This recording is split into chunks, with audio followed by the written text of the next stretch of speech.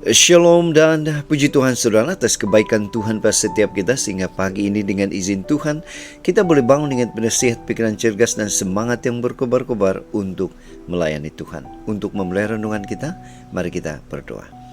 Bapa Syurgawi, terima kasih atas kebaikan-Mu karena bersama dengan kami sementara kami mendengar dan mempelajari firman Tuhan. Dalam nama Yesus kami berdoa. Amin. Saudara-saudari yang dikasihi dalam Kristus, tajuk renungan kita pagi ini ialah bangunkan kebiasaan baru. Apa kebiasaan baru ini? Firman Tuhan dalam Yohanes 21 ayat 3 mengatakan, kata Simon Petrus kepada mereka, "Aku mau pergi menangkap ikan." Kata mereka kepadanya, "Kami pergi juga dengan engkau." Nah saudara, bacaan kita hari kita boleh baca dalam Yohanes 21 ayat 1 hingga 14.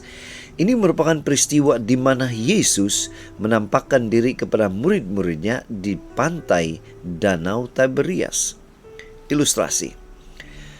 Dianggarkan 90% dari apa yang kita lakukan setiap hari ditentukan oleh faktor karena kebiasaan. Inti dari kebiasaan itu adalah pengulangan berulang kali. Sebuah penelitian menyimpulkan sesuatu yang kita lakukan terus berulang dalam masa 28 hari akan menjadi kebiasaan kita. Itu sebabnya pendidikan dan keadaan manusia itu berkait rapat dengan usaha membangun kebiasaan yang baik dalam diri kita. Sebab jika tidak, maka kebiasaan buruklah yang akan memerintahkan kita. Saudara, perhatikan bacaan kita hari ini. Selama 40 hari sesudah kebangkitannya, yaitu kebangkitan Tuhan Yesus berulang kali menampakkan diri kepada orang-orang, khususnya kepada murid-muridnya. Dia melakukan itu untuk tujuan membangun kebiasaan baru dalam diri para muridnya. Jika tidak, mungkin mereka akan kembali kepada kebiasaan lama, yaitu menangkap ikan. Ayat 3. Nah, ada 3 kebiasaan baru yang hendak Tuhan Yesus tanamkan kepada murid-muridnya. Yang pertama, yaitu kebiasaan bersekutu atau bersatu dalam ibadah. Yesus selalu datang pada saat mereka bersekutu atau ibadah. Ayat kedua. Kemudian kedua, kebiasaan mendengar suaranya. Di tepi danau Yesus terus berkata-kata, berkhotbah hingga mereka mengenal suara Tuhan.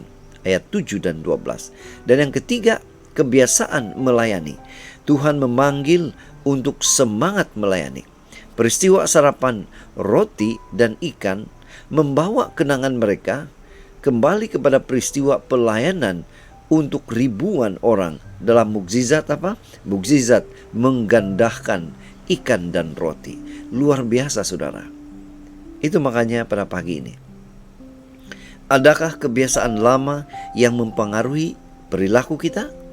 Ingat saudara, ciri kehidupan Kristen adalah tumbuhnya kebiasaan baru yang mewarnai kehidupan kita. Tanpa kebiasaan baru yang sihat, iman kita mungkin akan lemah. Mari kita lakukan kebiasaan Yesus, yaitu kebiasaan berkumpul beribadah dengan saudara seiman, kebiasaan mendengar firman Tuhan, dan kebiasaan melayani. Ini pasti akan mendorong pertumbuhan iman kita lebih kuat.